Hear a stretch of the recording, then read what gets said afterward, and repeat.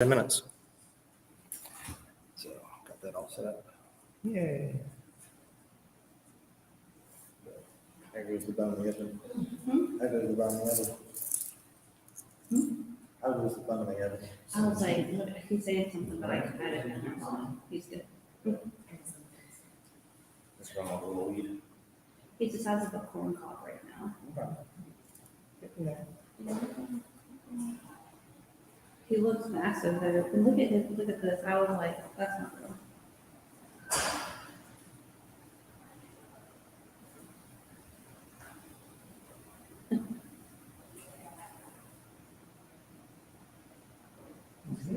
That's his foot. And I'm like, that's a really big foot. Yeah, what's you say in action? Maybe a big boy.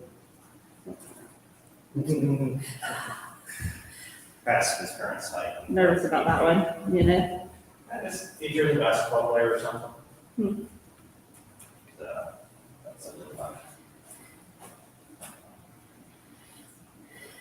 I'll make sure, and I'll go make sure folks are getting in okay. And then if y'all would mind, I can log and drop off real quick and grab that PowerPoint. Yeah, you want to give me the drop back on? If that works better for you. Yeah, sure, let's go get it, so that way you know that's not a mix.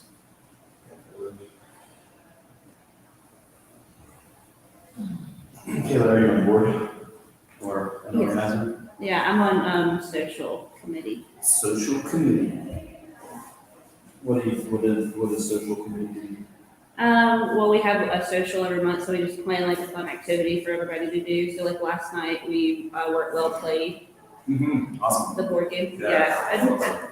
I've never been there, but it's awesome. They have so many games. Yeah. And just like everything too, like I was telling him tea, coffee, drinks, food. I like the new space. Yeah, we haven't been to the location. No. They've been moving. Oh, wow. And they've like tripled in size. That's incredible. And it's like storefront on Cox Avenue, so it's super busy. It's where like Casey's Beverage used to be, if you remember that. Like Yeah, Vortex, so down Cox Avenue. Yeah. Vortex. That's Or super near exciting. Like, yeah, just a space that's devoted to playing board games. So, because they go to triple inside, it's really cool. it's definitely like a good rainy day activity. Yeah. You could just sit there. It just sounds so cozy. It You know, like, we got a board game with some friends while other people are playing board games all around you. It sounds really happy. Yeah. And then they have like, you know, big like board game like decorations and stuff. Like they have like a giant operation on the wall. Yeah, there, it says well played in Scrabble. Yeah. It's really cute. I like it. And I've never been there, so I'm a fan now. Nice. And I have kids, so that's like Oh, there it is. perfect for me to. Yeah, Fun. yeah, I'd always wanted to take, I think I even gave a Christmas gift to one of our kids to like go on a date with them and well played, and then they just never took me up on it. So, And they what? they never took me up on it, so they can never have it. Yeah, our kids are 17 and 20 and 22. So. Yeah, they tend to like the retro arcade probably more because they have like the. My kids like board games, I think we can probably that'd be good for board Yeah, games. it's My not, kids it's are not fun. Yeah, it's definitely, I think it could be a fun holiday. Yeah. When everyone's home. We played that What Do You Mean game last night, which is hilarious, and that's like their age Yeah, group, but do you have to know memes to get it? no, so you just put a meme down. It's just kind of like Cards Against Humanities, where like you have the card in your hand and they say something, and you put a card down and someone judges and they pick whichever one they think is the funniest. Nice. So really, you don't have to know the memes, you just have to. No, what's funny? Yeah. And how old are your kids? How old are your kids? Lily is 11, Rowan turns 9 on Monday, and then I have one in my belly right now. That's my, what are you trying to do? It's not letting me use the PowerPoint. So It's not letting you use what, sorry? it's not letting me use PowerPoint, I'm like, when we edit the slide at all. You want to edit the slide? Oh, it's like I'm just trying to get into, like, you want me to like slideshow or.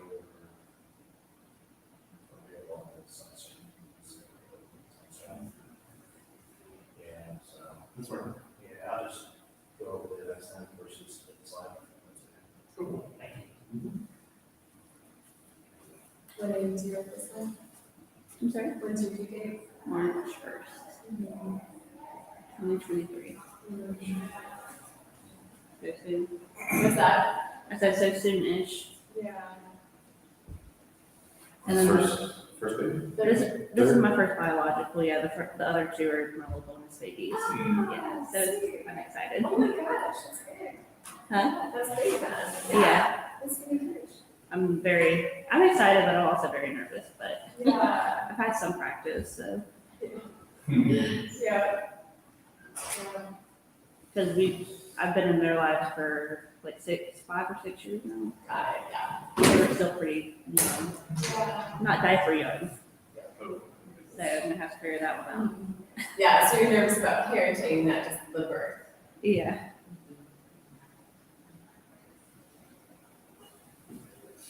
Are you planning a home birth or a hospital birth or I something? think we're just gonna go to the hospital, yeah. I have too much anxiety, I always think something's gonna go wrong. I don't know. Yeah.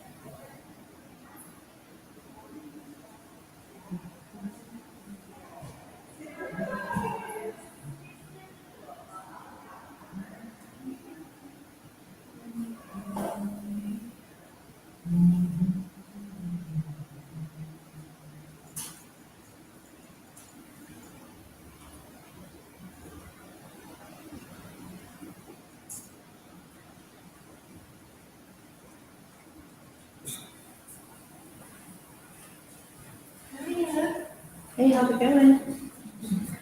How did last week go? It's good. It was like a smaller crowd than usual, but it was nice. Yeah. No, I don't your house was there, and I don't bring them. And parking was like so horrible. We should probably put out that like there's a parking lot when we do events here, so people know.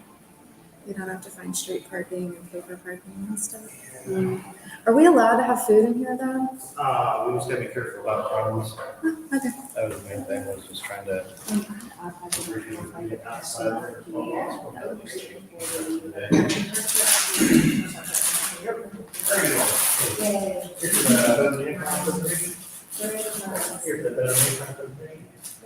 Yeah, Brett, Diana, over here. Getting all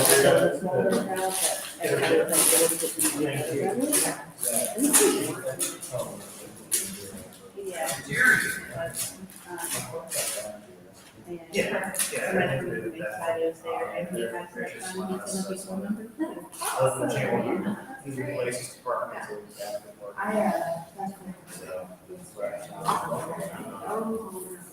She started in about 2 or 3 months or so.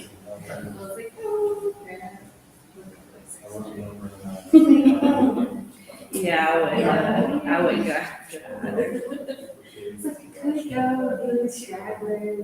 I know I was jealous for some reason. I was sitting there like, man, why am I so jealous right now? How was your trip? Where did you go again? Milan and Florence. I was just in Florence. Hey, Julia. Yeah. Oh, I'm sorry, I don't mean to. No, you're Zach, just rejoined a couple of weeks ago, so I'll check to make sure that his registration went through. Yeah, I think that we'll check on that right now. Did you eat all of the pasta and drink all of the wine? We'll take it a minute since we got back. No carbs, no cheese, no, like I found rules like cleansing. Yeah, but I think that like they're, I don't know, it's just like not the same. Is that- Like, you could eat all that stuff and it's just not the same if you were to do that here. It's really not. It's not. Yeah, I did think So about it, anyway, but I was that's, thinking, it's all just for for me, I was like, I mean, like the green. Let's check that, let's get it all on the YouTube channel. it's like half of it, right? Yeah, So, or stuff has a lot of those added or, yeah, yeah. so. Beach guys, lovely. You're there for 2 weeks, right? No, just a week. Yeah, I took 2 days. And then 2 days of travel, so. Yeah, you needed to kind of like decompress before you went back. Yes, I had so much to do to get ready to go. I mean, I had to do it since I started work. So now it was like, Just do it. Yeah, take a vacation now I've got so much time off. I was just there. So that was good. Yeah, biggest project is working with Yeah. And going back this week, I was already like, This is your first week back. I know, like, really good day off. It's working really hard. After being off for 2 weeks. I think I met you another one. Did you see it last week? Oh, awesome. Yeah, my looks subcommittee for professional development. Okay, cool. And what kind of things are coming up for PD? Yeah, so we actually have a meeting after this to really nail that down for the first half of next year. But closing out this year, we've been, you guys, we've been trying to introduce people to self-assessment. So we've got one on the DISC program. That's going to be, are you this one or next one? Yeah, might be really good this summer. We have another failure Friday next week. And the week after. I'm a little disoriented on my dates because I did just get back from vacation. Vacation, cool. Like what's happening? Where did you go? It's November. Went to Italy. Where in Italy? Milan. Didn't know there. Yeah, it was awesome. Wasn't there for long enough. Never is long enough. It's also good to be home. You had been to Italy before?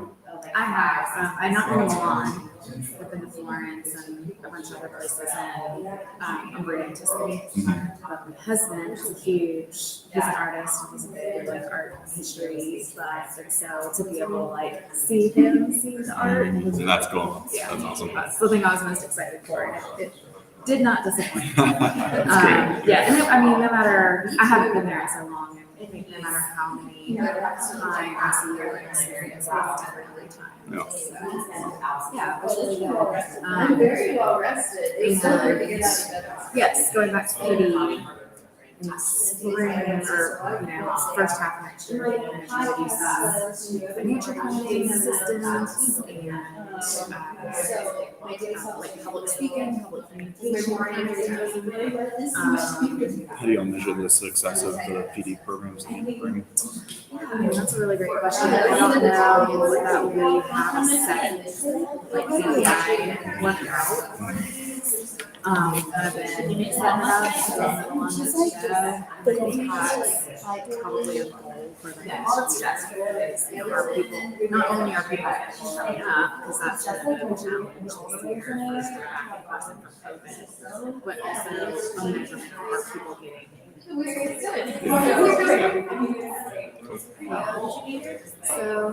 see. I would like to offer people more hands-on skill-based kinds of activities. Yeah. So that's my personal goal. I love for all night to be really hands-on. When forced, you would that's good, yeah. Exactly. It's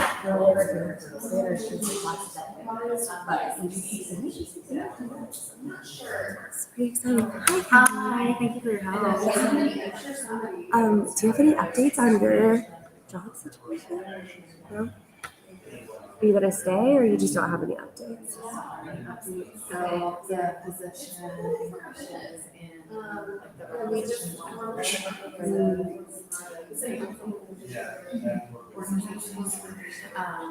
and so as soon as it is out of What? Yeah. So I like for the benefits like right now I don't remember the staff situation. It's not really a sales. Well, it's funny because you had told us that at the meeting, and then I got like days later that email from Jennifer, and I was like, If we stay small and. that's just nice. Because I was like, oh, well, does Jennifer know that Kelly also might not We promise there won't be any watermelons splattering, throw it on us? Do you have any mallets? no mallets. No, but we are definitely on. Oh, yeah, we're live. Intimacy. Is there people there? Anybody there? Is this thing on? Is there anybody on there? I don't think there's anybody. Are we recording? How was your trip? So jealous. You were in Italy, right? Yep, we were there. We had 7 days. You can send it in my.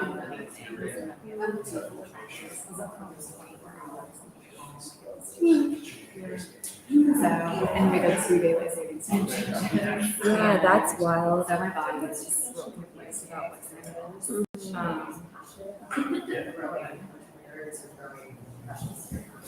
We'll see. What? Yeah. Oh yeah, sorry, I didn't even think about that. That's what I was thinking, but it's figured. I had no idea that that's what it was. That's so interesting.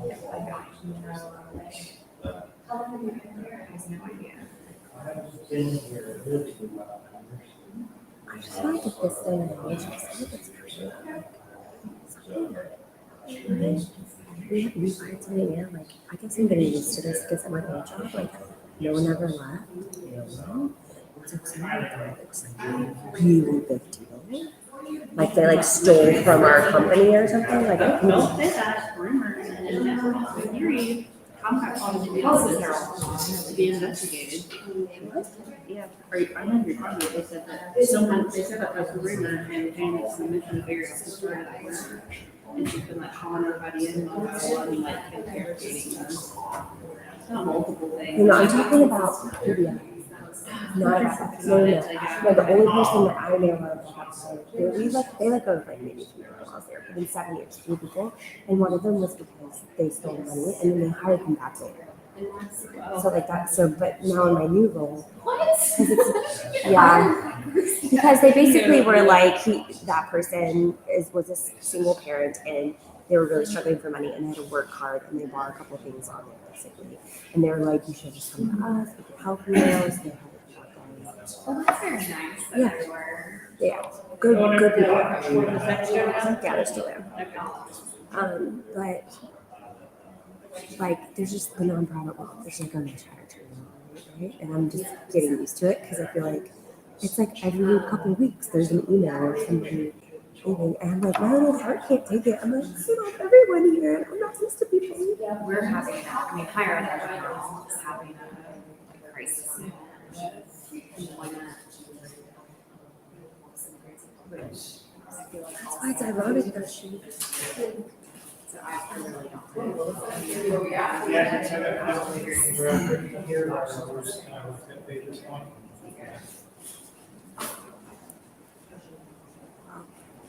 I don't know, it's crazy. In those circumstances, I wish I did. It's not my business, but yeah, I'm still curious. And it is really hard.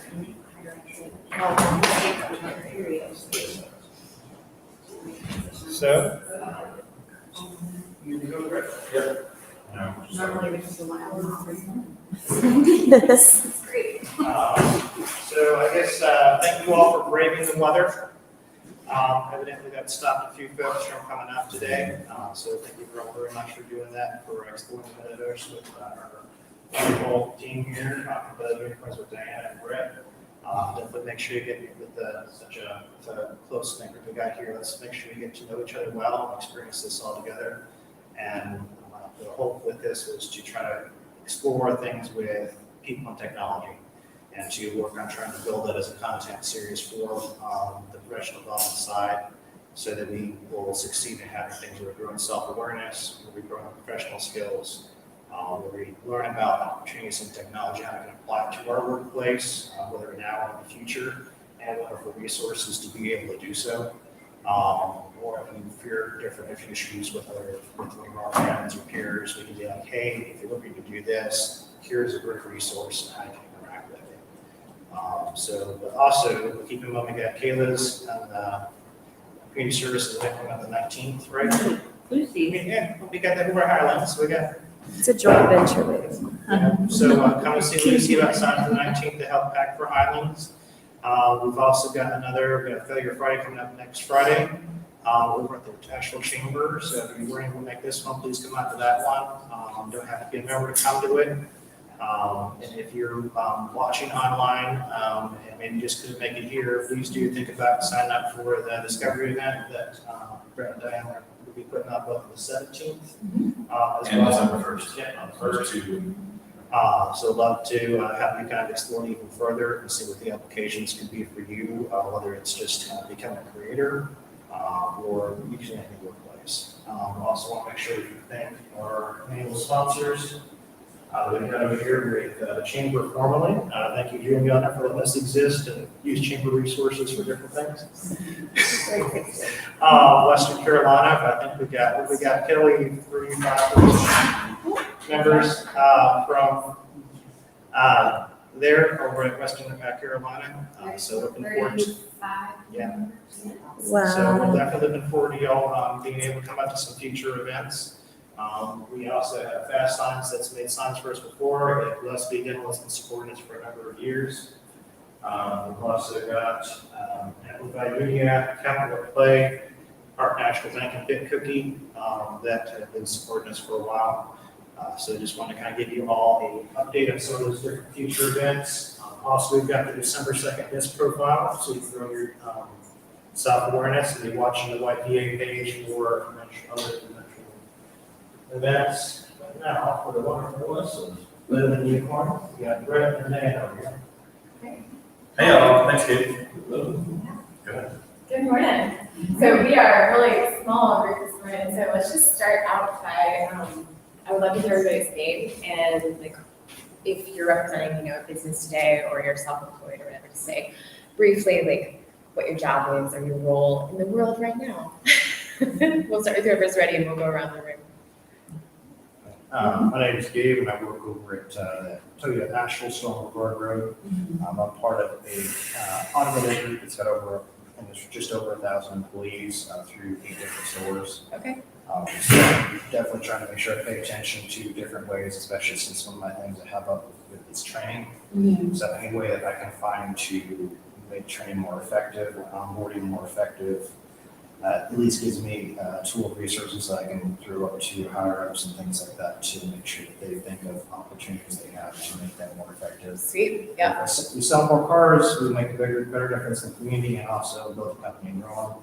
They're actually looking at things go through the adding 5 more stores in the next couple of weeks. Great. Thank you. Yeah. Can we go back here?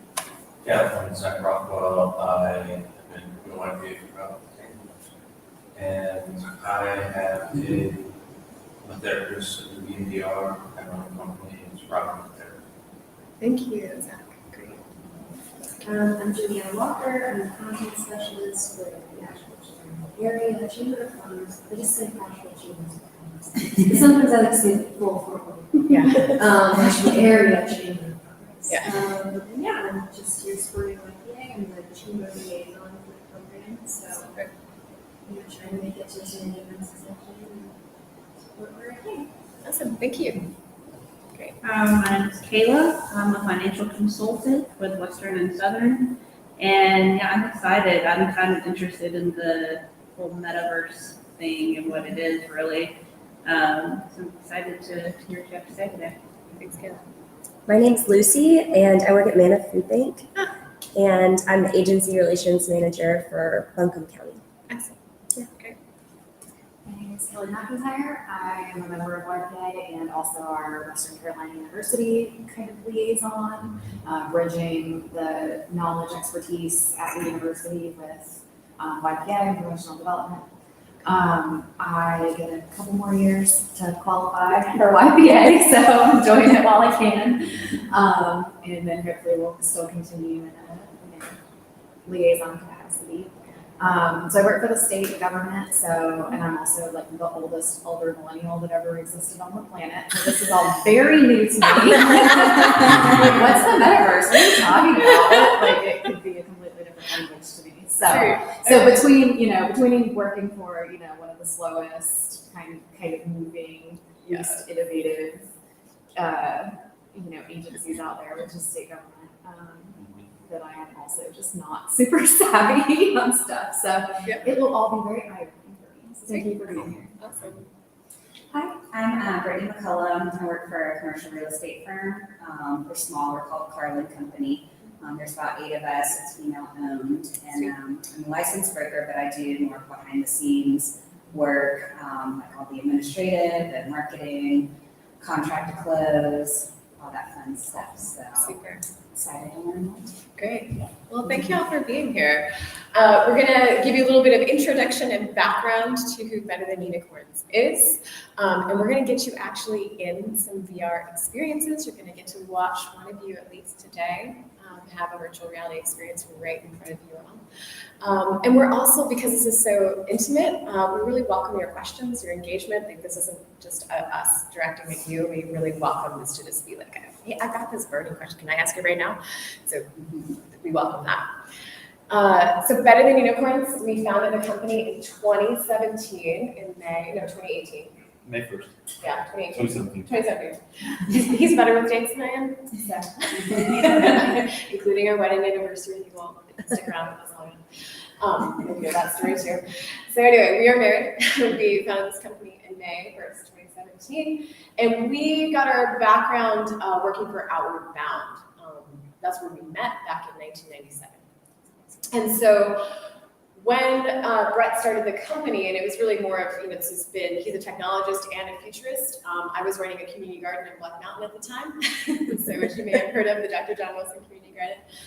And Brett pivoted many times. So he's going to really speak today about the aspects of persisting through failure and that beautiful marriage when you marry persistence and failure and what you get.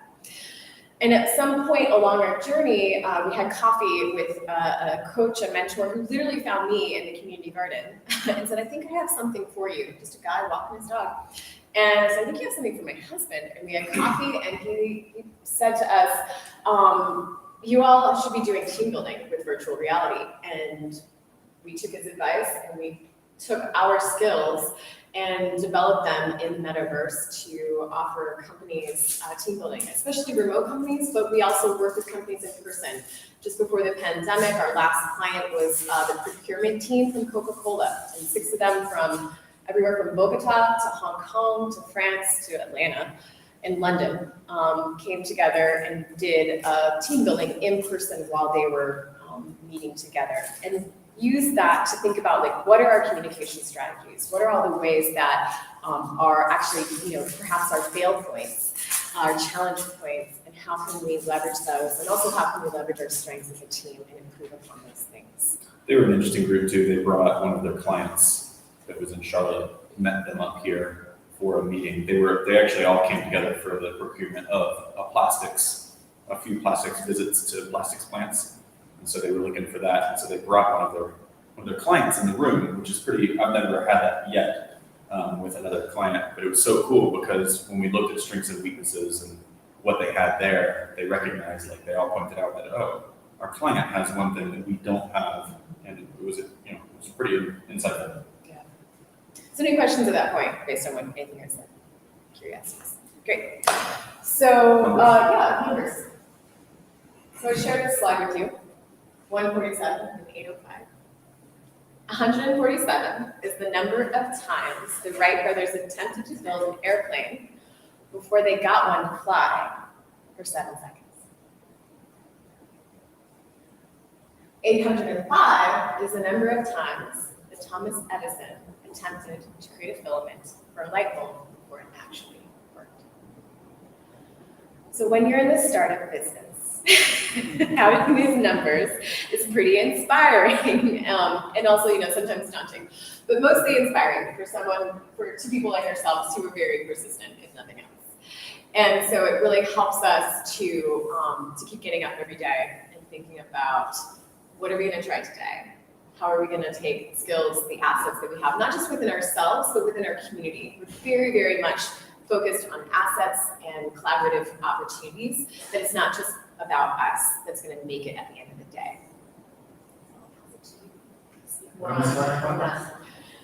Oh, yeah. So the company we're really, like at the core, what we're trying to do is expand awareness. So for some people, that's going to be an awareness about the technology. What is this thing that everybody's talking about? Why do we care, right? For some people, it might be an awareness of what are our strengths? Where do the communication gaps show up, right? We just want to pull the fog back and go, this is what's showing up.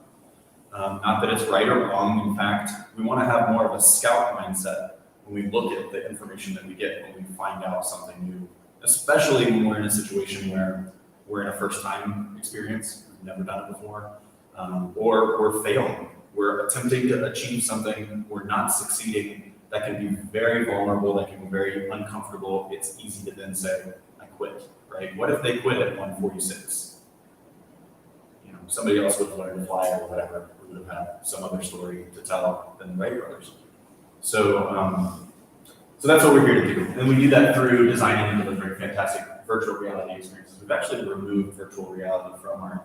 It's been immersive. It's just fantastic immersive experiences, because virtual reality is just one medium in a range of mediums. Holograms will be in there. We're going to talk about some of this a little bit. Augmented reality, you may have heard. I'm going to skip past this one pretty quick, but this is one of our clients.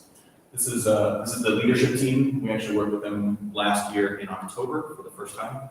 And then the whole relationship with them has completely transformed. At this time, they were a 92-year-old company. Originally, they were print advertising, and then they transitioned into digital advertising. And now, of course, they're looking at the metaverse and saying, okay, well, what's the next, right? What is next? And so we came in and helped their leadership team understand some of what's possible in VR. And then the other piece that I skipped is for the last 15 years, they've been completely remote. Right? So they closed their HQ 15 years ago, way before the pandemic, not thinking about the pandemic. They were just thinking about, well, we're already distributed and we want to grow. How do we do that effectively? So what they do now, instead of having a headquarters, is twice a year, so out of 52 weeks of the year, 2 of those weeks they spend in January and July in an off-site or an on-site, right? Where they all come together in Memphis, or they all come together in Orlando. They go somewhere and it's just their team, and that's where they build all of their culture in those 2 weeks. All the other 50 weeks, they've been relying on phone calls, emails, Zoom. You can imagine how difficult it is to build a culture just in that way. Who in here is 100% remote on your team? Meaning you don't ever get to see somebody. Okay, so nobody here. Okay, got it. Do you know people who are remote? Lots of people in Asheville move here for quality of life and then have like a hoity-toity job in New York, Florida, whatever, right, and get paid those dollars. Yeah. No. Say that again. BYOJ, bring your job. I know with my company, we used to always, because we have stores that are hundreds of miles apart. So it was, for a while, it was a millennial that liked technology. It's like, why don't we just use Zoom? I mean, think of all the safety and the money you spend traveling. Why in the world would we just use Zoom? That's one of the things I was happy to see change with COVID stuff, was as people are more open, even the folks that were more like Ireland in there 20, 30 years, they're more open to the possibility of that training. And while it made it logistically easier, it made it immersively more difficult. I mean, it's hard to get To use Zoom primarily? Yeah. Well, it's just a salesperson's typical attention span is not the normal attention span. It's usually, oh, I can make money? Okay, great. I can't make money? Okay, bye. And so it's like interesting to see like, if there's a better way to keep people's attention Absolutely. when you're doing things. Absolutely. Do you want to start first step, first? You want to move on? to the next? Well, no, don't touch it. Don't touch it. No, Oh, yeah, I was talking about first times. you ready? I think so, yeah. It's- Well, do we want to review just what we do initially, right? Oh, yes, we do. Okay. We do want to do that. You're ready. Mm. Okay. You have more ones. Yep. Yeah. So this is our website. You can go to it at better-than-unicorns.com. And to just give you a little bit of explanation of what we do, what you saw there in that picture, all those people on there, the little avatars that are representing actual people, because some were stretched out across the continent. But they got into VR for about 3 different 90-minute sessions. Where we led them through team building experiences. They might be defending their tower against dragons and orcs, or they might be getting out of an escape room, or they might be defusing a bomb, you name it, putting them in pseudo-stressful environments or experiences to just like Stressful. We put them in stressful environments. But You come sit here so that people. yes. The, So you recognize, right, that like when you're put in a challenging environment, that different aspects of your personality and your teammates come out, and then we help them harvest and process that. So we have a product that we call Initiate, which is just simply onboarding people. It might be a VR laboratory where we're just talking about the metaverse, and it's sort of similar to this, where we're just introducing people to what's possible in the metaverse and getting them in headsets, making sure they know how to move, use the controllers, just really basic onboarding. And then hopefully playing some games. And then we move into Collaborate, which is what that picture was representing. And that's where we do a session, a series of team building.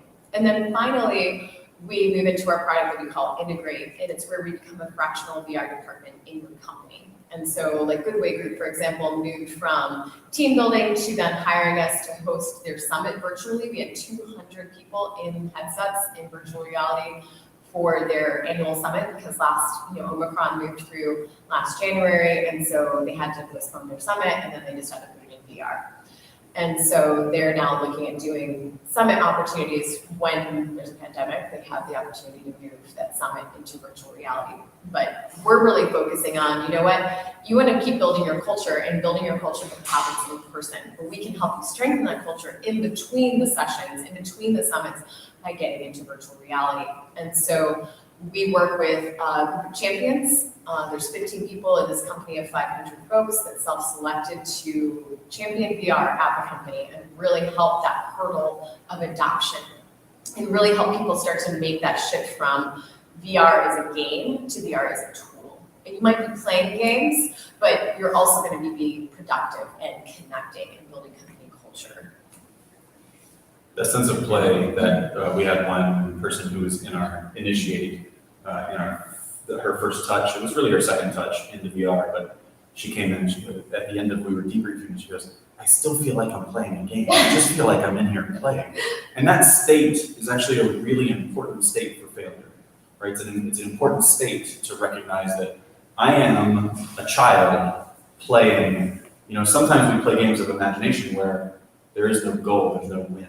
There's no end scenario where either won or lost the game. The object is to just keep playing the game. And so when she catches herself in that mindset, that's exactly where we want her, because now what happens in the next 30 minutes, 45 minutes, her brain is very open and receptive, a little bit like a psychedelic state where she could receive new information in a way that's different from if she had just woken up, had a cup of coffee, and sat down to learn something, right? So we want to reach that important state of openness. And so who in here has put a headset on? My first time was at Better Than Unicorns, actually. Nice. No way! Yep, in 2017. Dang, that's incredible. Okay, and then I'm assuming that people don't own their own headsets, they're not just like sitting in boxes. You own your own. I have one. My partner bought it for me. I never use it, but I'm determined to get All better right, about may that. this inspire you. We're gonna help you out with that. Thank you. The only time I've had real virtual experience was there was actually a video game that I played when I went to like a place that had virtual reality setups. So like for a kid kids being able to pretend that you are a mechanized machine out on the warpath is like, Yeah, awesome. Yeah. Being able to act like direction and we'll see. right. Well, for those of you who have never been in a headset, as you heard, back in 2017, I was running a community garden. So one of the largest, or it is the largest in the state of North Carolina, and probably one of the biggest in the country. That I grew to that before I passed on the leadership. So I'm not really a technologist, like getting me in a headset. I'd probably been in a headset maybe 3 or 4 times before I went full time with the company this June. So I'm here to share with that if you are feeling any, hesitation or reticence around getting in a headset, been there and I get it. And I will say that after interviewing, many people that we work with about like, why is this working for you? What is it about this that is helping your company? What I hear again and again and again is that they say they feel a sense of presence and a release of distraction. So many people who are working remotely, or even us, right, who aren't working remotely, are just bombarded all day long with like notifications on our computer, notifications on our phone. Some of us have 2 screens going on. It's just constant. And you get in a headset and you're completely immersed in a different reality, but you're with the people you need to work with. And it's sort of like going on, we can literally go to beaches and do work. And so it's sort of like going to an offsite with your colleagues when you get in the headset. So you get to have like an hour-long offsite once a week or twice a week or whatever all you decide. Thanks. So what we thought we would do is, we're going to talk more about failure, and we're going to talk more about the experience we're having, but we figured we'd throw one of you in who would like to have your first experience. I'm going to hold on you again and see if somebody who has not ever been in VR would want to. Kelly. To be completely honest, I already feel nauseous just looking at the screen. Just watching. Okay. So I would prefer my first experience not to be in a professional Yeah, sure. That's totally fair. And, Fair enough. and I'll say this experience, just so you know, is mostly in the same space. Like you're not going to move around all, so the sense of motion sickness is very, very, very low. You're standing still. This is a first time experience yet. So even though this person, like what you're going to see up here is going to be it's going to be more nauseating to watch this than it's going to be. So Well, I'll let somebody else, if somebody else wants to do it, I'll let somebody else do it. there you go. Zach. Sorry to push up. No, I just got excited. It's like emotions. It's like, that's like my, I totally understand. Yeah. And that's one of the things that we provide as a company is guidance through that. Right.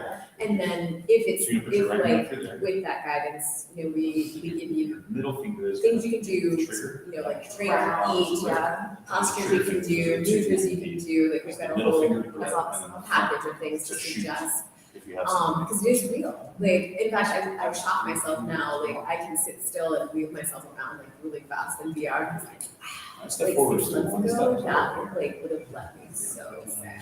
Yeah, I'm sure And it's so a ramp up kind It of. is, and it's very gentle, and we really encourage that process, and we guide you through that gentle, like resilience And if you need building, to, that's capacity you can building. Yeah. tighten it or loosen Yeah, it back Because you here. definitely don't want And if you people want to to feel. move it up or down just to see your face. Yeah. And then Yeah. if there is a situation where someone literally Feel like that? that we have now, I think that you can see in VR. And do you see the desk in front of you? Do you see the Enjoying table? it. Yeah. Are you centered into the table? Can I ask a question? What brand of actual hardware do you use? Okay, so Zach is in a brand new space. Sam, have you ever seen this before? No. Oh, cool. I'm gonna give you all the sounds so that you can hear what's going on because that's kind of fun. All right, so this is an environment that you can just explore. Okay, you're welcome to interact with objects. You've got controllers, so we're tracking your hands, so we're tracking your head and your face and where you We're look. just clean. Right. Can you pick it up? Where's the receipt? Wow.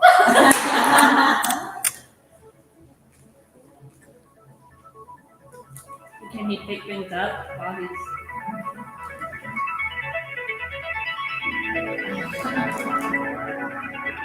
Try and get closer to it, and then that middle finger is going to grab that one.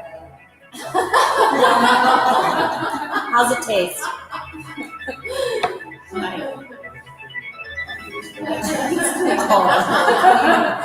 is what the metaverse tastes like. We left a little messy, sorry, Zach. We knew you were coming, but we didn't have time. So there are some bright, what I would call holograms floating around the space. Can you see those holograms? Yeah. What are they inviting you to do?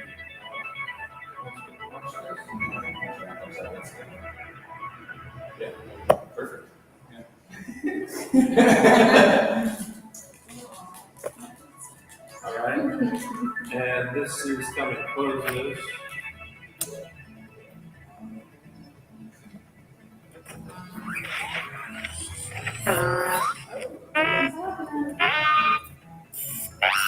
So, have you seen the other one is Short Circuit?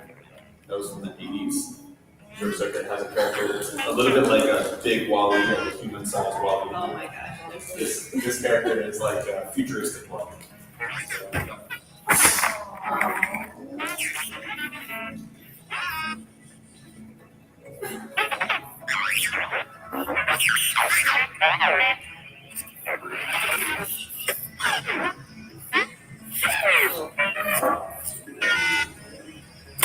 This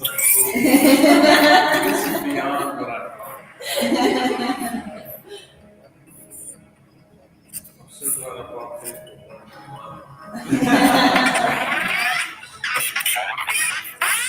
Maybe this is has a little mouth that opens up as a digital screen.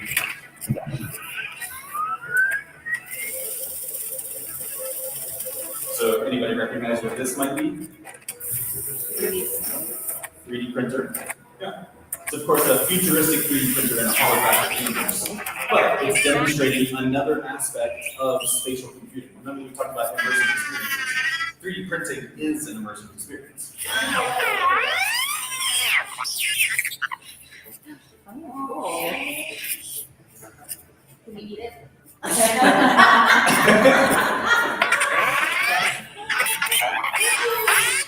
How's it feel on your finger? I do love that, Zach, I'm looking at your hand right now and your actual finger is extended. Yeah.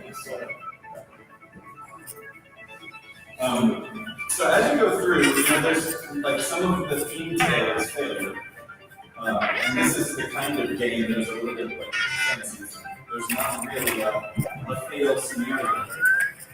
But there are opportunities to find yourself in that state of, I don't know what I'm doing. And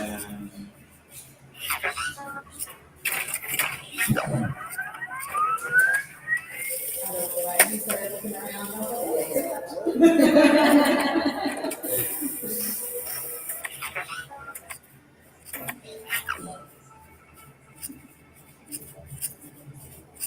Yeah.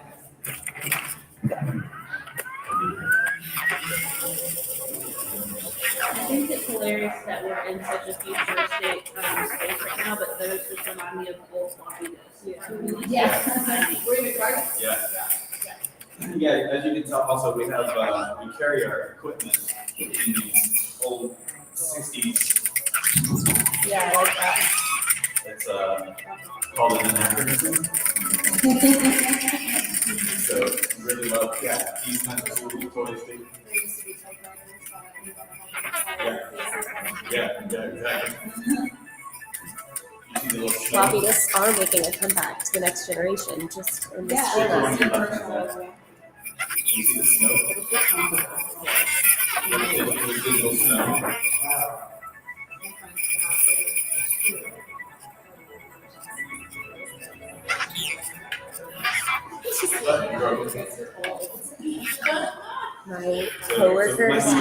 My coworker has children that are in elementary school and middle school, and they say that they Never tried to do that. You put it together, it doesn't work. that's their way of differentiating. So they're like, is that something from the That was cool. 1900s? And So my there's all coworker's kinds of like, there's all kinds of Easter eggs in this. Well, that was one of them. I've never seen them before. That's cool. Before you put the diskette in there, look at the diskette or the disc, the cartridge, look at it a little bit closer. Just look at it. What do you see wisping off of it? What sort of, it looks like it's escaping the disc. Soap? Bubbles? They do look like bubbles, right? Do you all see that sort of bubbly? What are those bubbles? Can you tell what they are? Binary numbers. They're binary numbers. They're zeros and ones. It is as if the code is leaking out of the disks. So again, only something that you could see in virtual reality where we have holograms.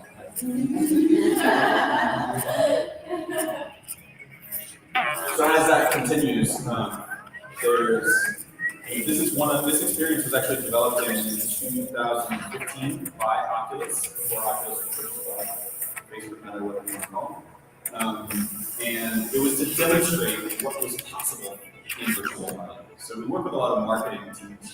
So if you look around, there's a lot of product placement throughout the room. Right? Cans of soda, you could even put a label on the gun.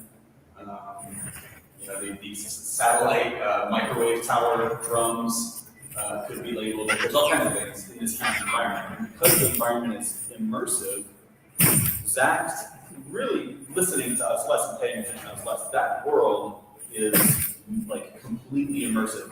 His memory of this world will go significantly higher if we ask him tomorrow about some of the things in it. He'll notice them in a different way. Yeah. It's hard, it just feels weird because you guys are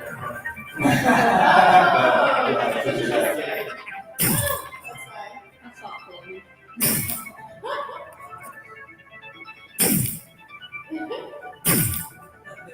What is it that you're shooting? It's like a little dart, little suction cup. Nerf dart, yeah. Yeah.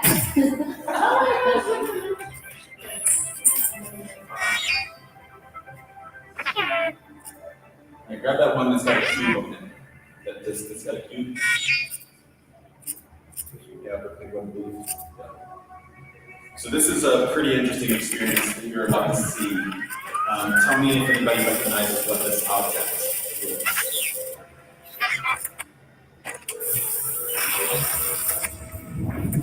Known as a fourth dimensional object. Have you ever seen that before? It's called a hypercube. This is a cube that has a fourth dimension. What you're witnessing is the cube folding over itself. So it's infinitely folding. The only way you can see and understand a 3D object, remember we're all out there looking at 2 dimensions. Zach is seeing it in 3 dimensions. So the only way you can understand 3 dimensions is if you look at something, the only way you can understand 4 dimensions is if you're looking at it through 3 dimensions. You can interact with it, look at it. There's an experience where you can actually grab the cube and unfold it yourself. And that experience is really, gives you a sense of what warping time space might look like. It's not necessarily the truth, because we're only looking at it from 2 dimensions. We don't have a 4th dimensional perspective on it. So we have to imagine in 3 dimensions. Similarly to when we first got into 3-dimensional art or 3-dimensional animation, we were fooling ourselves with slides, right? In fact, cartoons were made by fooling our brains, even though every single one of the slides is flat, drawn flat. So perspective gave us the illusion of 3 dimensions. Same thing, when looking at a hypercube, we're giving the illusion of a 4th dimension with a 3 dimension.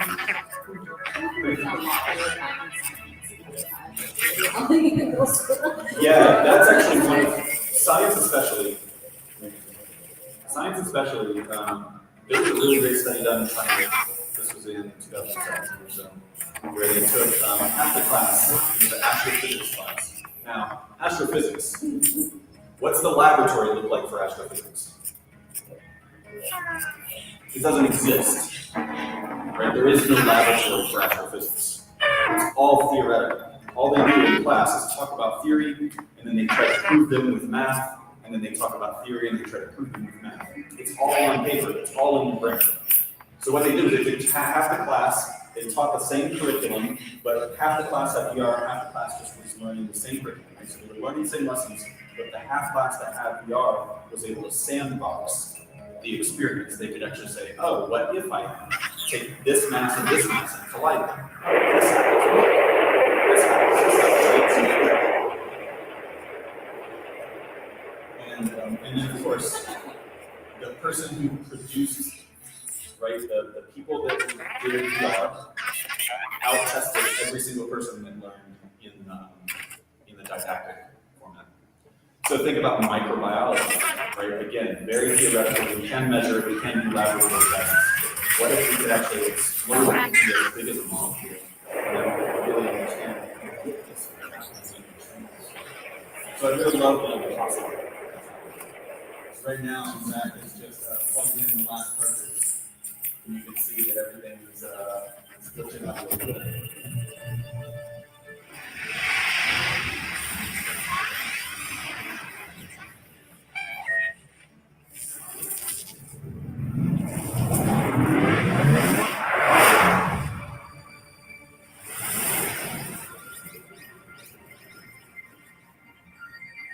Nice, stuck in the matrix forever,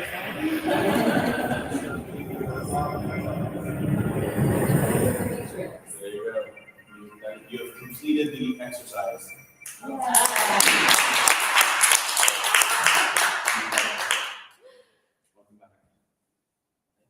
You're welcome. Usually I remind people that you're not going to leave this room, but it's now obvious, right? You didn't leave this room. Welcome back. So, Zach, thank you so much for being brave and vulnerable enough to experience something for the first time in front of us all. Yeah, I really wanted to do it. It was partly thought I might have a panic attack, and that disappeared in about 15 seconds. Cool. Yeah. What was it that, was there anything? I think what helped was you were talking to me, so I wasn't just overly focused in there by myself, so it helped me kind of listen to it. But yeah, I'm glad I did that. Nice. Yeah, we've put by now, over 5,000 people in VR for the first time. We've learned a few things, just a few things. I had one person literally skydive into the floor. Yeah, that happened once, right? So talking about failed experiences, like this guy was ex-military. We put him 80 floors in a virtual building, and he stepped out on the plank, and then, I mean, he just, like, all communication ceased, and he was on that plank and dove. Luckily, he didn't get hurt. Luckily, none of the equipment got hurt, but it was embarrassing for him and for us. And so now we learn when we put people into pretty deep experiences. This is definitely a first experience, right? It's designed to be first experience. It's one that I use when I teach spatial computing.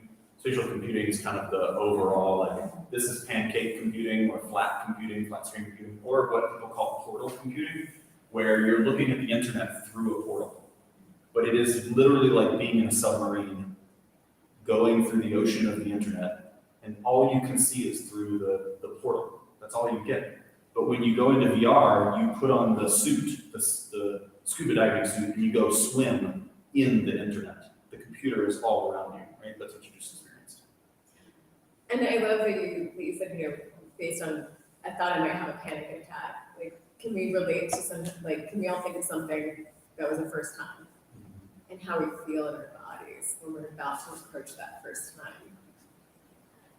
And then you said that within 15 seconds, like, you got a certain thing, in this instance it was Brett's, communication with you, but so often in those first times, there's something that comes along and makes the shift. I'm curious if folks can think of like other instances in their lives when they're in that space of like that, as Brene Brown, everyone familiar with her fucking first time. I love that.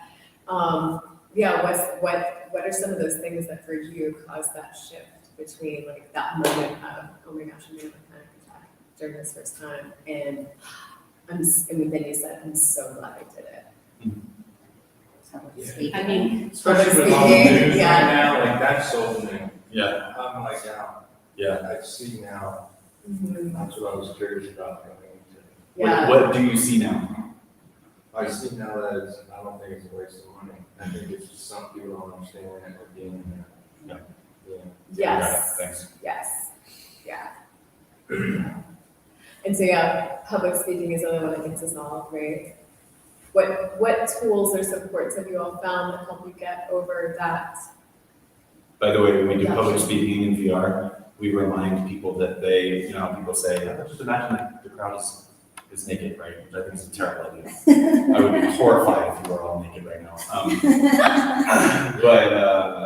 But what we say, just remember you're an avatar without pants. Which we find is a great way to just okay, I have no pants on. Okay, great, I'm just gonna go. I can't see my legs, right, in that experience. All you had was hands and head. Carrying on yourself, what was first? Yeah. Breathing. Reminding yourself that they want you to succeed, they don't want you to fail. Like they're there to hear you speak, and I usually just look over people's head. Yeah. Not make direct eye contact with them. I don't know if that's a good thing or not, but. Go ahead. For me, it's usually just having to name the material that I'm about to share. Just as long as I know what I'm supposed to be saying or that I understand what I'm trying to communicate and that I care that they understand it, that makes a lot more of a difference to me because it's like if I'm focusing on just how I'm breathing or how I'm standing, I'm gonna overcompensate somewhere. I'm just gonna get focused on, I'm gonna obsess about making sure I'm doing it the right way. I'm gonna stop thinking about the message I'm trying to communicate. But if I focus on, hey, I want people to, thank you, Brett, for attending the workshop we did around those players. I want people to learn how to work better with their teammates.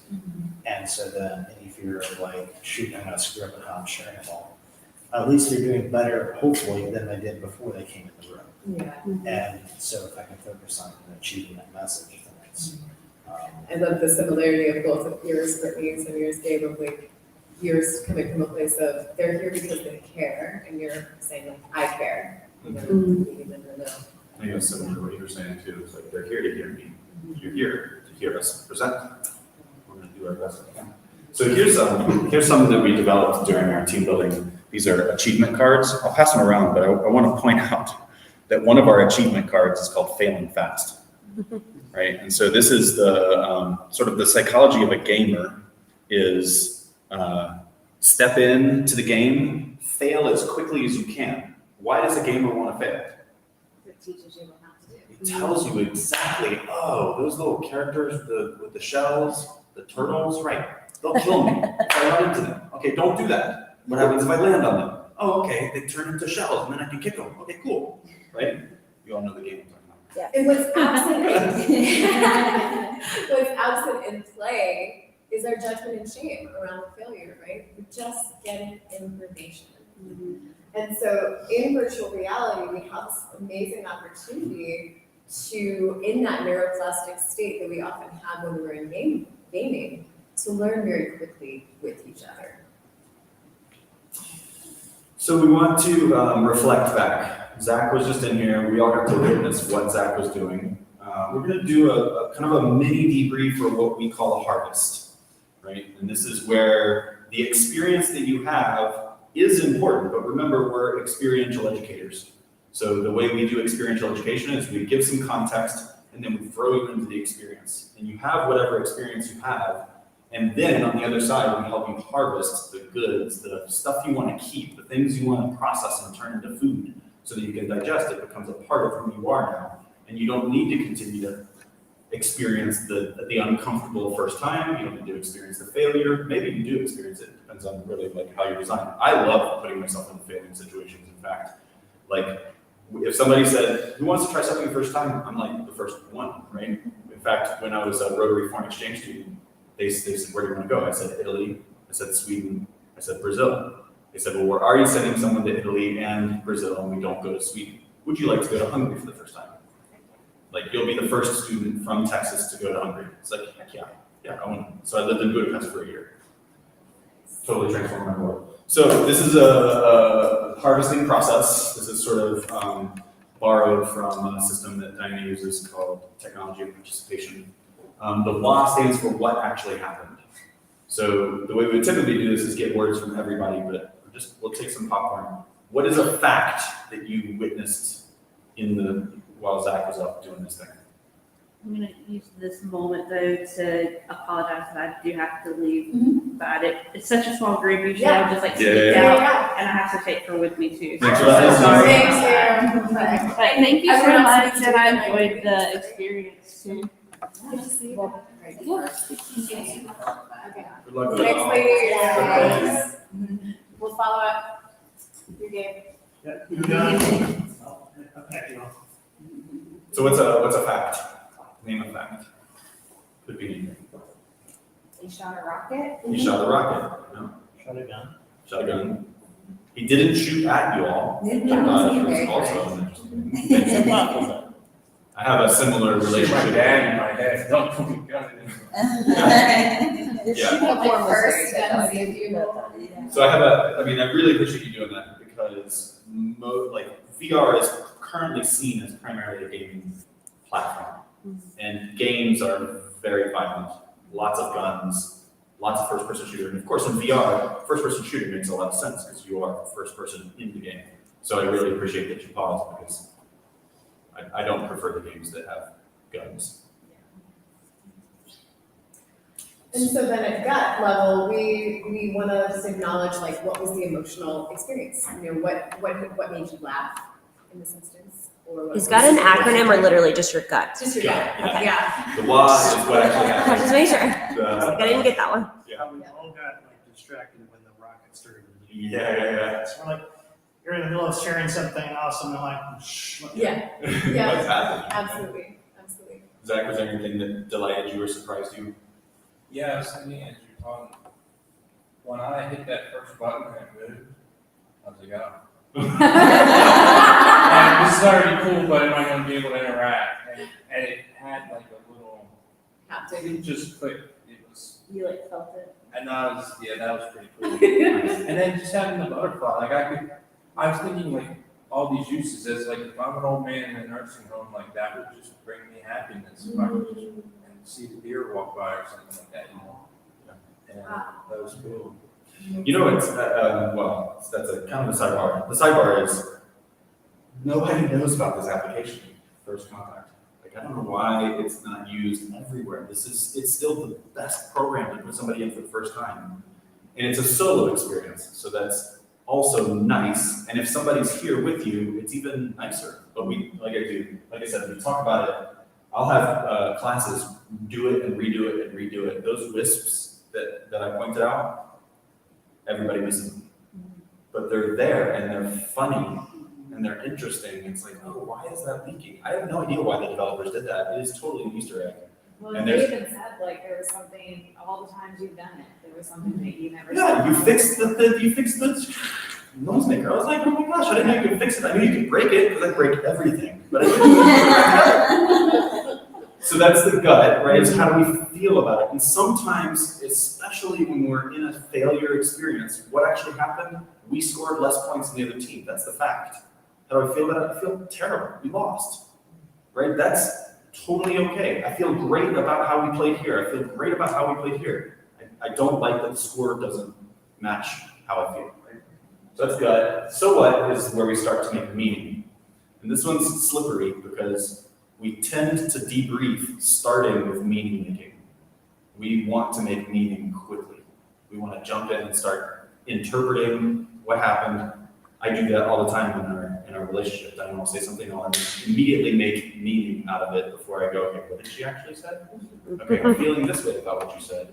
Now I'm interpreting what you said to mean this. And that's where, the what and the gut, this is where we're getting a shared reality of what's actually happening. Notice I didn't say the other team won the game. I just said the other team scored more than we did, because that's all I know, right? All I know is what the scoreboard says. Then I have interpretations. This is where I can say the other team won. That's the story around the score being higher than mine. Mm-hmm. So what are some things that you're making up now? Or any insights or takeaways? Or any insights? For me, with just the business that I work in, my thought is, I wonder if there's anyone working on a AR version of teaching people mechanics. Because Yes. in my There are. world, that's like, we have several, like for our service departments and fixed operations, it's huge about, I need stinking text, like I'm crawling over creation, worried about like a large industry company coming in and stealing all my campaign money people. A couple bucks more per hour, but then not having a longer term career to level through that. And it's just that like, in terms of how fast could someone learn how to fix or repair a car? Yeah. If you were able to like program, like teaching someone, here's how you reman a transmission, here's how you troubleshoot this scenario. Absolutely, yes. That might Definitely be a happen. very good application for whether it's to either in manufacturing. Mm-hmm. Other insights? My insight was just how quickly you evolved to being in that world. And just seeing your progress in real time was really interesting. Yes. Mm-hmm. Yeah, Diane asks me all the time, how long is this experience? I'm like, well, it really depends on the person. Depends on how quickly they go through the cartridges, and then he hands you the golden cartridge that you plug in and the matrix comes up. Like, it really depends on the person. And it was interesting, when you first started, you were very stiff. You were like, and then you push that one button and then it was like the whole world unraveled. Yeah. Yeah, and I loved watching you like get down low. What's going on for you over there? Like watching my friends' kids play games, like Caden's in the middle of the room and we're all in the room and I'm like, he starts to walk into me, I'm like, over there, like, push him away. He gets really into what he's doing and space and time don't seem to matter. Yeah. It's like funny how you don't have to do that with everybody for it to work, but people still do. Yeah, I found myself, I'm always like, how can something be used and how can it, what are the applications and all that. So, but I was trying to shoot the rocket out of the window. Yeah. I was trying to like test the boundaries of what it could do. Mm-hmm.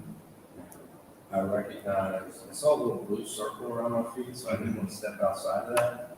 But I was thinking about what it would be like to move around. And that's exactly the fourth level of the debrief process is what are the applications or, now that we know this, now that we've, experienced all of this, what are our next steps? Or what are we going to do with what we know? And speaking of virtual, groups getting together, that kind of sold me on how you could have a boardroom meeting or something like that. Or do you see maybe an application for therapy for folks with VR? Yeah. Maybe especially with social anxiety or like anxiety, depression. So this is obviously sped up. It was a 45-minute meeting. And what we're looking at here are a number of charts. These are what are called human design charts. What's interesting, a couple things that are interesting that I want to point out, right? These are humans in headsets, and we've got charts that are as big as this wall. And not just one chart or two charts or three charts, we actually have 5 charts set up. And then these shapes here, these grayish shapes, you can see I've colored mine quite a bit over here. Those are actually 3D objects that are hovering in space, right? So then I can stand around them, I can interact with them, so the information that I'm getting becomes, again, more immersive because I'm interacting with it. In fact, at the end, I don't know if you can figure out, I can figure out real quick what the end is. Yeah, here it is, right about here. I start to go around and hug all of our shapes. Like you'll see me go behind them and like I wrap my head around, hands around them. It's pretty fun. But this is one way that we do presentations and board meetings and interactivity is using a world like this where we actually have content that we interact with. There are other ways that we do it. How do you create your avatar? It becomes, with Meta, you have a specific avatar that is across all Meta accounts. And so that avatar looks one way. If you go into Engage, they have a different type of avatar. And then Remio, they have a different type of avatar that looks very cartoonish. Every one of them, you just go in and there's a settings menu specifically for your avatar. And you can change, depending on the account you're using, whether it's with Meta, Engage, or Remio, or any of these other ones. There's even one that you can be different creatures. You can be a teapot. Yep. Maybe There's a world called VR chat. You may have heard of VR chat. It's actually pretty popular when you talk about the metaverse. And they were, again, VR chat, alt space. There are a handful of these environments that were way before Meta was getting into this. And one of my favorite ones in terms of avatar is you're just a field of energy. You have no face, you have no hands. You're just like your hands are balls of energy. Your body's just a field of energy, and then you interact with other fields of energy, and there's this really beautiful exchange that happens when we strip away the biases that come with the way we see ourselves. And in fact, here's a great example. That was the other one I was going to do was a quick speed up. Is we had a difficult conversation to get through for our business just a couple weeks ago, and Diana had the wisdom to say, let's use VR for this meeting. So we had a one-on-one. We work remotely anyway. Like I stay home and work remote, and he comes into Asheville to the studio and said, like, I do not want to have this conversation over. You see that face? You see that face? That will trigger you. So And I knew that. it's actually Especially with your partner. Like, Totally. it's so different, Totally. you know, when you're blurring. And so she said, let's meet in VR, which was really smart because if we were on video chat, I would see that face. But in the mode of VR, you don't have, and that you are now able to like track your mouth and your eyes specifically, which is really, really cool for immersion.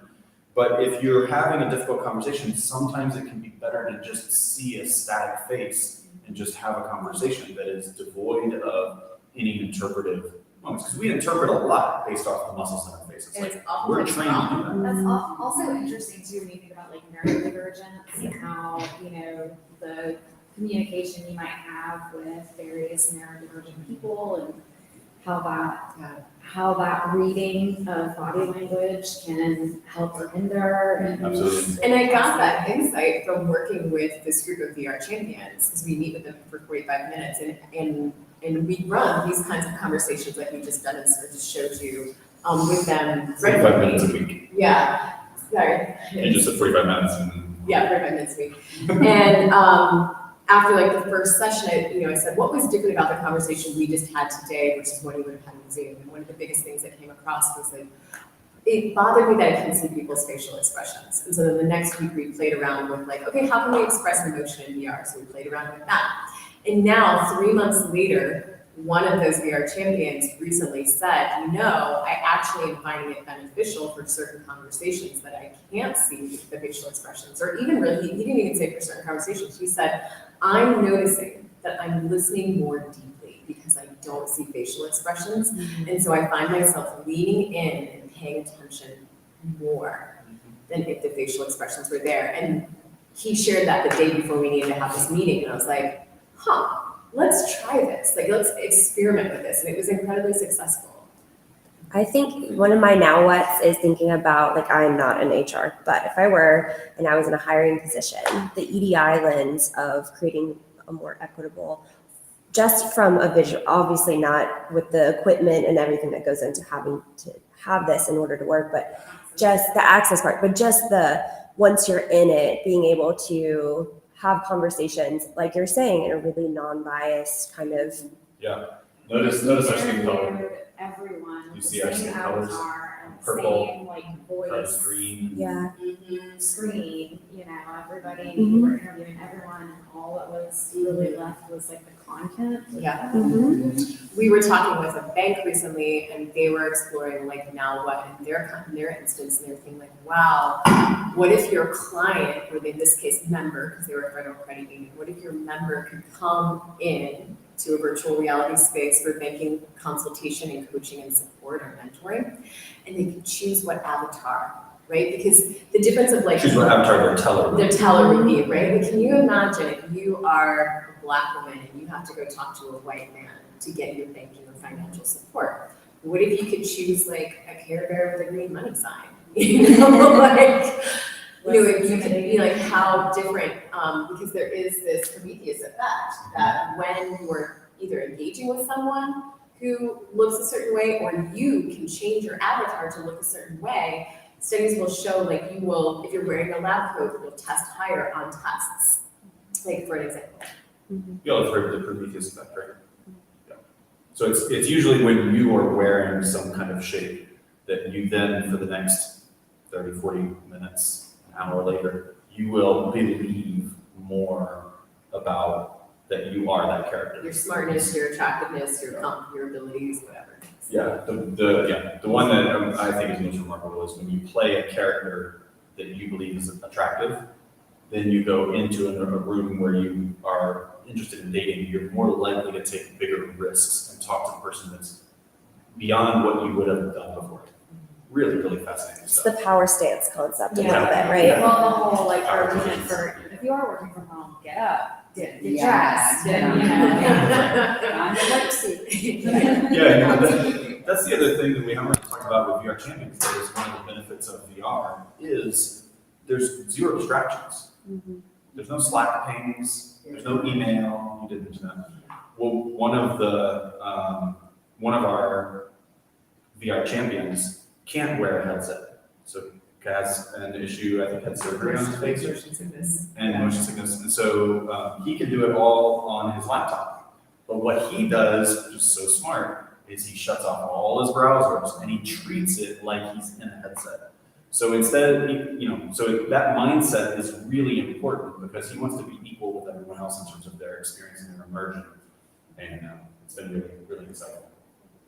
So just to close, we have our discovery event. So if you want to know more, and you want to experience more, we offer once a month a discovery event that is remote. If you're local, you can pick up headsets from our studio. And we host it over Zoom and in the headset. And so we very much, so in that 90-minute meeting, you're actually only in the headset for about 40, 45 minutes. So we do lots of breaks and a lot of fun. And once the first time, like we take it very slow and get you into the first time experience, make sure everything's working, take a break, jump back in. Sometimes it's the going in and out. In fact, I have a funny story about the first 3 months that we started the company. I was in VR every single day, myself and the 2 developers that I started it with. And we just started asking ourselves the question, what are you noticing? What is happening? And I noticed that I could see detail in each room that I was in when I was driving that I didn't notice before. Detail was always there, but I started to notice detail in the room. One of my other guys said, there's actually a game called Echo Arena, which is zero gravity ultimate frisbee, and you can flip yourself upside down and up against the walls and stuff. And he said he was driving, and he suddenly had this image of, instead of driving on the earth like this, like he imagined the earth like this, and him here driving up the road. I was like, yeah, wow. Because we are walking on the edge of the earth like this, but we don't. That's kind of an engineering application, is just keep your head out of the limitations you think of put in place in reality. Yeah, NASA about 15 years ago said they were having a shortage of engineers that knew how to solve problems except in the one direction they were taught. So if you have a problem in space, the problem doesn't always present itself predictably. You might have to go to the back end and come in this way. And so gaming is what they used, what NASA started to use to train the people to think about problems in different ways and try to approach them differently. So the discovery event, like I said, wrap up. I just have a really quick question Oh, all right. about just logistics of how it works and the different hardware. I would just love, maybe just I have a couple questions that you could go.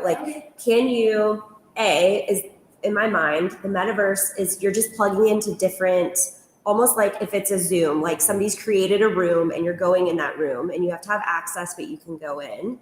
And you appear as your avatar, and then you can go in all these different rooms that other people have created. Is that kind of right? And then also, can you use any type of hardware to physically get in? It depends. It depends on which type of room you're trying to go into. What we use is agnostic to any device. So you can wear the headset and be inside of our world. And what's your device? What do you have? You don't know. It's the kind that myself is with my phone, and my phone plugs into it. Yeah, probably not that. Yeah. So you probably would need to borrow one of our headsets to do that. Yeah, but Yeah, but the way you talked about it is correct. There's a lot of different doorways, just like going to a website. Mhm. And then once you go to the website, you have different access depending on, Something she could do with that window would be like traveling on black and YouTube videos, like, could do, yeah. Yeah. There are some other, there's other 360 video content. yeah. I just want to make sure I understand. Like, it's not really just about my device. It's just like understanding how it Yeah. works. Yeah, there's a myriad of devices out there now, and one of the things that we do is advise on what headset is going to be best for you depending on the need you have, because the $400 headset that I have there isn't going to work for engineering, not the way you want it. You want higher fidelity, you want to spend around $3,000 on a headset for an engineer, right? So- Or an engineering team. Yeah. So say today I have that headset and I'm like, I want to go into the metaverse today. Mm-hmm. Do you access it via the internet first, or do you access it solely through? Solely through there. Okay. Yeah. Have you ever been on a PlayStation or an Xbox? Mhm. So you know how they have their own interface, and that is the internet. It's just through a different portal, right? Mhm. You're in a different submarine going into that. Yeah, 'cause you still have to be connected to the internet. Yeah, you do have to reconnect to the internet. It's just internet access through that device. Now that device is just an Android phone inside of a headset. Mhm. So, the way it connects is very similar to the way Android connects. So that's what I have is an Android phone that pops into something. Yeah, So it's- maybe. He was saying that metaphorically. Oh, Well, no, it is an Android device that's put in, but there's other pieces of this that aren't on your phone that you need in order to do this. okay. I was mainly saying it's an Android device to say it's sophisticated in that it's got more equipment on it and it's tracking, it's got lenses that are tracking the space, but which your phone doesn't have. Gotcha. Yeah, Very cool. Interactions, I just want to make sure I understand how, because the metaverse is the metaverse. It's out there, and you're like, It's out how does one go even get in the metaverse? Yeah, and you may have heard of Web3. Web3 is a format where you can go to a website and then put that into your Android and you can interact with the internet. You aren't going to be tracked, your hands aren't going to be tracked. Mhm. You can't move through space, stuff like that. So But you're just in that space and able to That's see right. move around. Got it. And there are good applications for the phone and the headset. It's just not what we're doing. Yeah. And I'm just thinking of applications, you said you're a therapist who does EMDR. Brett has done EMDR experiences using the headset and haptic. what do you call that? Haptic vest, yeah, it's called a Woozer vest. It's got 6 inducer speakers on it, so you can get spatial sound. If if the thing is making sound over here, then this part is going to vibrate. When it goes back there, it vibrates over here. So when we do EMDR, this half of the vest vibrates, and this half of the vest vibrates along with the music, and it is literally like putting on weights and going deep into the ocean. So I Oh, got you rid can of breathe. virtual reality bars. Oh, We've yeah. gotten several prospects coming through trying to open in Asheville.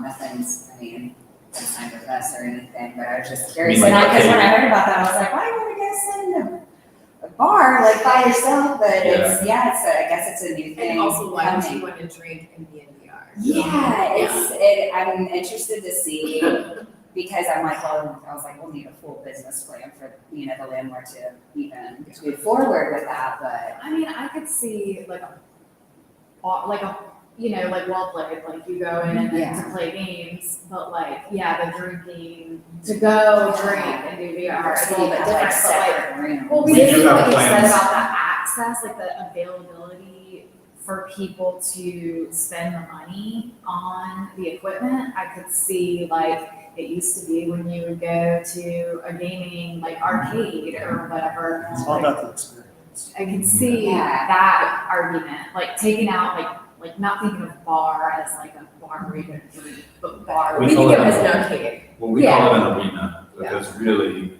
the game time competitive nature of some of the games we play are an important part of what we do. And we wouldn't have alcohol in our facility at all. Yeah. We think that's a terrible idea. Yeah. There are too many people that already associate VR with motion sickness. Right. And that can happen if you're not careful. If you don't have a guide that's gonna make sure that you're going into an experience that's not gonna have you feel horrible, you're likely to get into an experience where you feel horrible, right? And that's some of what I bring to the professional world, because the 13-year-olds to 18-year-olds, they don't care if they feel nauseous, Right, yeah. right? They're gonna go in and they're gonna feel it, and then they're gonna be like, whoa, that was not a good experience. And they're gonna go right back in, right? But the adults in us, we're gonna be like, oh, wait, hold on. That might knock me out for a day, I might not, and so that's where we come in as better unicorns. But we do wanna open up an arena where we have maybe juices. Like we almost look at like birthday We have parties. teams. We do birthday parties, yeah, A later open coffee bar in Asheville, Yeah. to me, would be a huge hit, especially if they had good Wi-Fi and good business connections. And if it was all ages, if we're not serving alcohol, it could be all ages. So, high school kids could come there and do their project or whatever. That's one of my biggest struggles is just finding a place to hack away at side projects with an exceed space. This is just a very personal question. Is there a Formula One racing VR situation yet? Because I want to do that. I wouldn't recommend Formula One racing in VR for a couple of reasons. But let me just say, if you're looking for Formula One racing, Track. go to the track. Yeah, but I would just picture the track, but Yeah. even more immersive, Yeah, like so the next level We've of talked with immersion. Joel about it. Yeah. And if you've sat in his chassis with 3, that's a better experience than putting that same experience in VR. Okay. Because the headset's a little bit heavy and uncomfortable, and you're already immersed, right? You're in a chassis. And so the chassis is as realistic as if, the only thing you don't feel is the wind coming in through the windows. So I've done hundreds of VR experiences. I don't recommend driving as one. Good to know. Also, So you're getting the max experience. I am. I just want to make sure I'm getting the max experience. 'Cause that's what I really do. Because when I get out of that, I'm in that experience and I get out, my heart is racing, I'm sweating, like it is very, very real. That's, to me, the most immersive You can experience feel the I've G's. done. When you turn, I'm leaning. Yeah. And I'm leaning, even though there's no G-force on me, my mind is there. Yeah. So, and then the other thing is controls. If these 2 controls, trying to mimic grabbing something, my hands are gonna fade and move all over the place. But if I've got an actual thing to grab, totally different experience. I wasn't sure if there's wheels. I guess I'm thinking more of a Wii, but if they have other type of handholds that are used for these different applications. Yeah, there are some VR experiences. We worked with Caterpillar and who's the other one? JVC. Anyway, they're down in Savannah. They're headquartered, and they're these huge equipment manufacturers, right? And so we had said we had pitched to them this before we figured out team building. We were iterating and experimenting with all of our business ideas. Which includes an arcade or an arena, Right. hosting in-person stuff, which we do still. So I went to them and I said, show me your latest units, the units you haven't even built. And they pulled up these 3D models of their thing. And then we were able to bring that 3D model in. So you could actually get into the unit and drive the unit around before they ever built it. So now when you talk about sales, there's the experience for the individual to go, oh, I want a track code. Great. Load the track code, and now you're in the track code. Boom. That makes a lot of sense. Right? And we still wanted to build a chassis that would give hydraulics, so that it would actually move around a little bit and give you the stick and the wheel, and really give an experience so that when you're in the headset, you literally only sense the world that's in this virtual reality. We didn't get there with it, but that would be the application of people. Okay. Especially forklifts, the number of accidents that happen with forklifts is insane. And so I don't know if you've all ever seen, we did a ton of research on this. In Japan, they will do dozer derbies, where it's a track backhoes that will go into a derby environment and try to flip the other track backhoes. Of course, incredibly dangerous. But in VR, not dangerous at all. You can demolish each other, you can blow. So we were forklift derbies. Where you could drive and then you could lift each other up, and then maybe there were some levels where you had to lift one of your teammates up and then they could go get the thing and they could come back. And we had this whole idea. It was just we thought it was brilliant. Every single person that manufactures one of those said, no way. We were not doing that.